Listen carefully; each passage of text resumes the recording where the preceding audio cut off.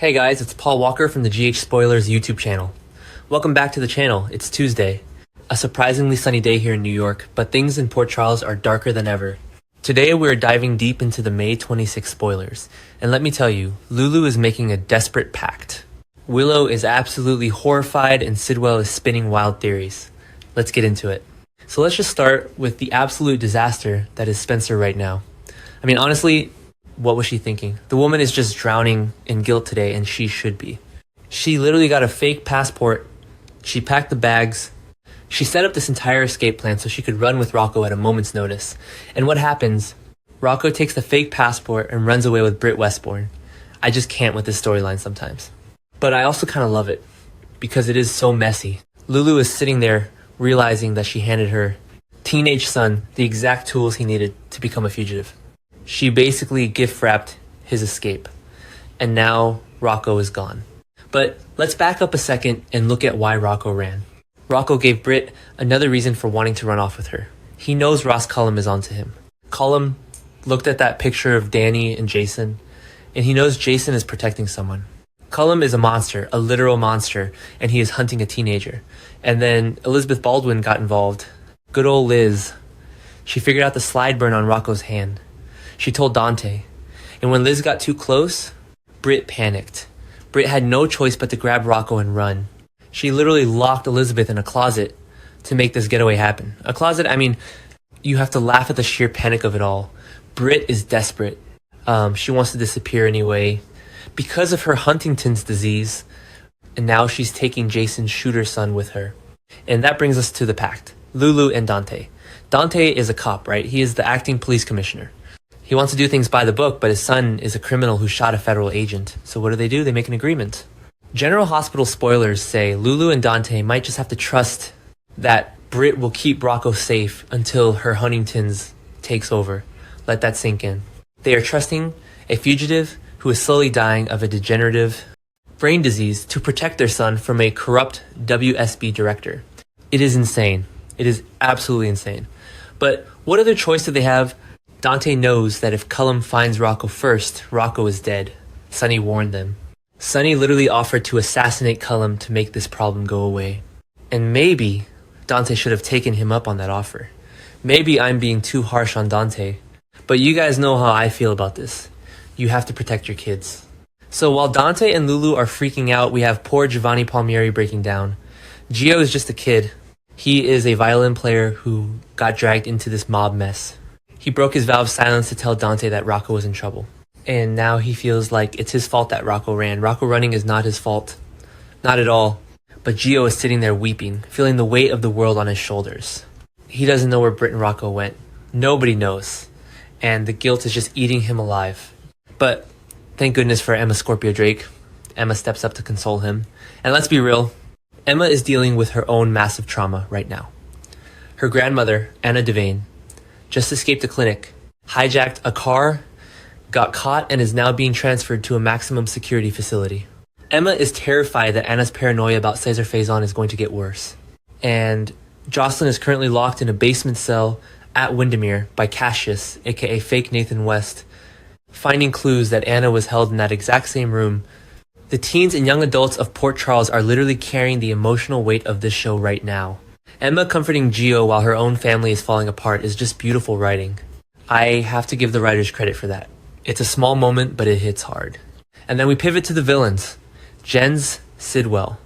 Sidwell is sharing a theory with Ava Jerome. Sidwell is a scary guy, but right now he is barking up the wrong tree. He wants to punish the person who killed his son Marco Rios. He is obsessed with finding Marco's killer. But the hilarious and tragic part is that his own ally Ross Cullum is the one who killed Marco. Sidwell doesn't know that. Britt knows it. Lucas knows it. But Sidwell is clueless. He is sharing these wild theories with Ava, and part of me thinks Sidwell just wants to punish his enemies. Whether they killed Marco or not, he just wants blood. And Ava is sitting there listening, probably plotting her own survival. Ava and Alexis are digging into this Delilah Wilson tattoo thing, trying to help Chase and Brooklyn adopt baby Phoebe. And they are going to end up bringing Sidwell's wrath right down on their heads. It is a ticking time bomb. Speaking of barking up the wrong tree, let's talk about Curtis Ashford. Oh my gosh, Curtis. What is wrong with this man? Portia Robinson challenges Curtis this week, and she absolutely should. Curtis is on his own mission, and he is destroying his life. He saw Isaiah Gannon put his hand on Portia's pregnant belly, and he lost his mind. He publicly assaulted a doctor in the Metro Court Gardens. He punched Isaiah so hard that Isaiah fell and suffered 11 fractures and severed tendons in his wrist. Curtis literally ruined a surgeon's career because of his toxic territorial jealousy. And now Detective Joe Fitzpatrick has arrested him. Justine Turner is moving forward with prosecuting him. Curtis is going to jail, and for what? Because he couldn't control his temper. Portia is furious, and I don't blame her. Curtis is barking up the wrong tree just like Sidwell, fighting ghosts and ruining his own family in the process. And then there is Carly. Carly issues a plea. Carly's lies are piling up so high she can't even see over them anymore. She is still scheming with Valentine Cassadine. Valentine is a mess. He wants to fly to France to break Anna out of a maximum security prison. Carly thinks he is making a huge mistake, and she is right. But Carly is also hiding Jack Brennan in her house. Nina accidentally stabbed Brennan with Drew's paralytic medicine. And now Brennan is locked in, lying on a floor somewhere. And Valentine is trying to cover it up. Carly is begging Valentine to stop making things worse. But Valentine delights her with some grand romantic gesture. Really, a grand gesture while a federal agent is paralyzed in your living room. The priorities of these people are just baffling. But that's soaps for you. So what is Sonny doing during all of this? Sonny Corinthos issues a warning. We see in the preview clip that he has a plan for Sidwell, but it is risky. Sonny wants to blackmail Pascal, Sidwell's butler, into turning on his boss. Sonny knows from Britt that Sidwell killed Professor Hank Dalton. So Sonny's going to use that leverage. It is a classic mob boss move, and honestly, I am here for it. Sonny has been playing nice for too long. He needs to step up and eliminate these threats before Cullum kills Rocco and Sidwell kills everyone else. Sonny is also having these secret meetups with ADA Justine Turner. Justine did something for Sonny, not for Rick, and they are getting way too close. I smell a scandalous romance brewing there, and I am not mad about it. But let's jump over to the younger crowd again. Christina Corinthos Davis ends up getting some big news. We don't know exactly what it is yet, but Ethan Lovett invited her to something, so maybe it's about reconnecting. Or maybe it's about the fact that Ethan might be baby Phoebe's father, and he is hiding it. Meanwhile, Kai Taylor has to deliver bad news to Trina Robinson. Trina is trying to focus on this music showcase with Gio, but nothing is ever easy. Trina pays a visit to her parents, probably to deal with the fallout of Curtis getting arrested and Portia being a wreck. By Friday, Trina confides in Gio. Trina and Gio are getting very close, and I think they make a great team. They are both dealing with so much family drama, they need each other to stay sane. And now the moment we have all been waiting for. Willow Tate Kane is horrified. Why is she horrified? Because her entire life is a house of cards and someone is about to blow it down. Nina decided not to give Jack Brennan his second injection. Nina wants to work with Brennan instead. Willow is freaking out because if Brennan can talk, he has zero leverage over Drew Kane.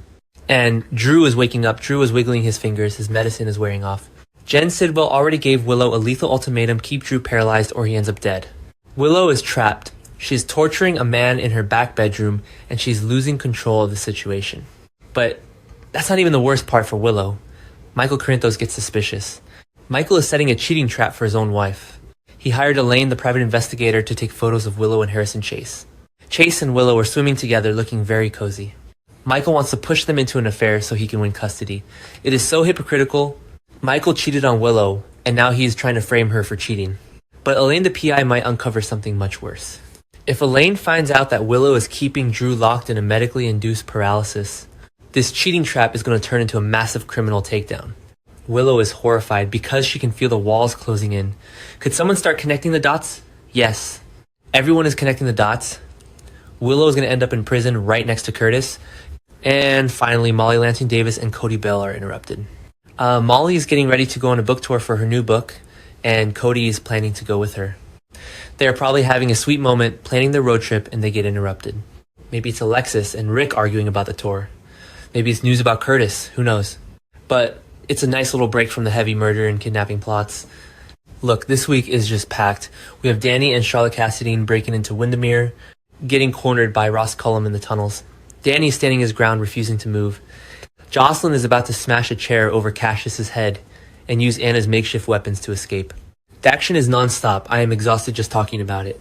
I feel like I've been staring at the screen for 10 hours trying to make sense of who is kidnapping who and who is paralyzing who. But I care about these characters. I really do. even when they make the dumbest decisions possible, like Lulu packing a go bag for a teenager who is being hunted by the WSB. I mean, what were the writers thinking with that one? Who actually believes this is going to end well?